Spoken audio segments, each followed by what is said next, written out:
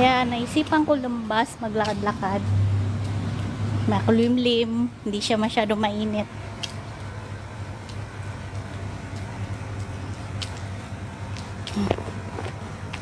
Para lang tayo nasa Pilipinas. Tahimik, mas tahimik dito. Wala kang makita mga bata naglalaro sa kalsada. Kaka-boring ba? Kumusta po kayo?